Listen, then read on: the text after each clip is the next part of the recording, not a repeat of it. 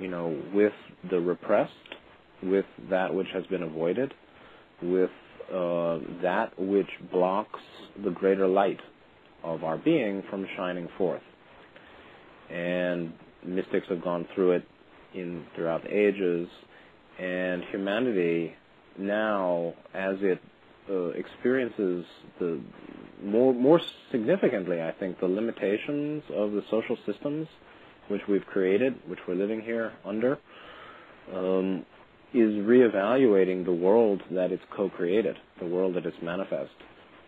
And the spiritual awakening of many is moving out of suffering and limitation, which is the end of that dark night, into basically the beginning of a new civilization, a new phase of existence and evolution on the planet. And that's what the Mayans were talking about. The end of the calendar is the end of linear time. And humanity is going through, I think, the most difficult time on Earth. And it will get more difficult, actually. Yeah, I believe that too. But, the end is glorious, and it's a great opportunity for all of us. So I'm happy to take the caller, if you like. Okay, let's take a caller and see who we have here. Hello? Do we have a caller on the line? Hello? Are you still there, Scott? It's the caller of silence. Yeah, I unmuted. Okay. Okay, well, that's okay. We'll go back to that. Tell me, what's your interest in the dark night of the soul, or what angle of that is interesting to you? Wow, I went through, when I first started doing, what I call spiritual, when I say I woke up to this burning desire to jump into spirituality, and I came from a very religious family. I was born and raised in a very religious family, and I always thought spiritual and religion were all the same. And, as time went on, I learned that was totally different to me anyway.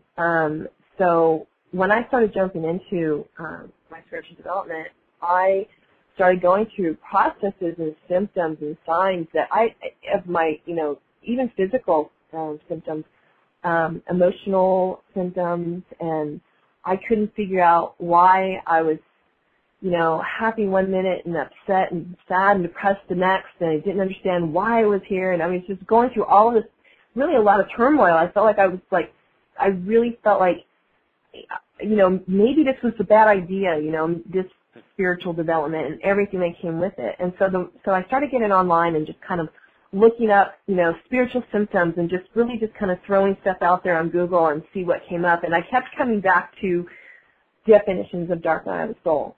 And there's a lot of them online that give you symptoms. And after a while, I started realizing that a lot of them are just cut and pasting them and sharing them. But I would watch the videos, and I just felt like it was, and I really hate using this term, but it's like I felt like I was, I don't want to say born again, but that's kind of the way I felt. Like I was just different. I felt and I saw things in a different way. I was starting to understand energy, which I never really thought about before, and there was just a shift, in me, and I see that, and I felt like a sponge. I felt like I have to know this information. I'm reaching out to anybody that will listen and talk with me, and I just felt like that was kind of an ending and a new beginning, and it's constant. It feels like it's just kind of a constant thing. So I try to share my insight with other people because I see and hear them going through it too, and that's kind of what I felt the dark night of the soul was about. Well, I think for wanderers, particularly, it's usually painful living in human society. There's often a sense of alienation, not belonging, not fitting in. There's confusion and hurt at the negativity and aggression, hostility, darkness of society. There's an oversensitivity, to the painful aspects of human life and this world's condition. And part of that dark night is to make peace with being here, to realize we chose to be here, and comforting our sorrow for the limitations of the human world and the limitations of having a 3D body, and expanding really our sense of trust and faith that it's all held by divine grace, this world, and whatever happens here, including suffering.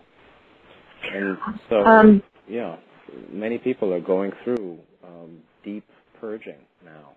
And yeah, and that's what it feels like. It feels like a purging. It just feels like you've just cleaned your entire house out. You're going to redecorate, bring in everything new. I have another caller. Let's see if we can get this one on the line. Okay. Hi, are you there? Hello, Renee. Hi, is this Nathan?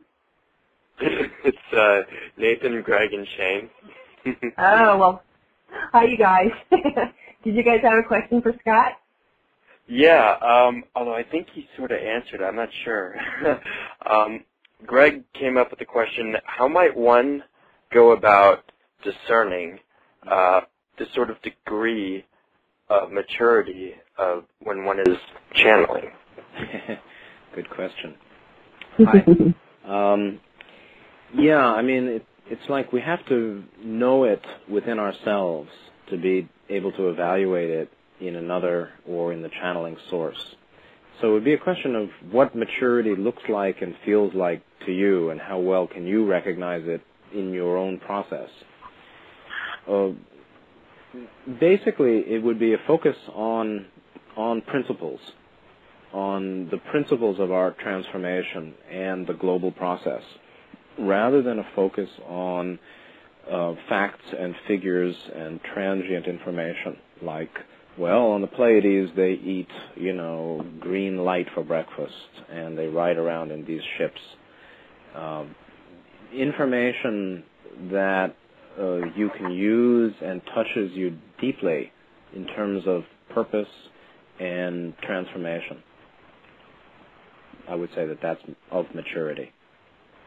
And so it's a matter of, trusting yourself and your own discernment.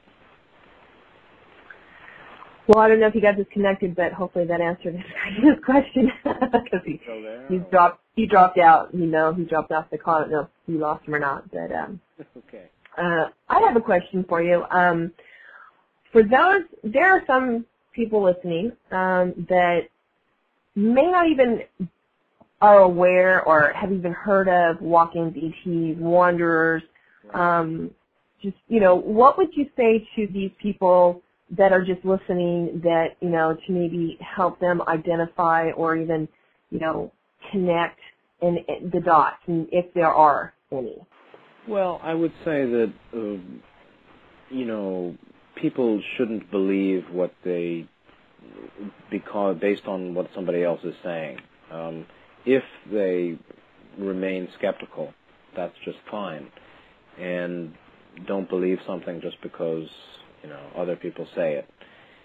But the whole notion of walk-ins, wanderers, dimensional shift, all of that, basically is one way of interpreting a larger view of our existence, that we don't begin and end with one lifetime.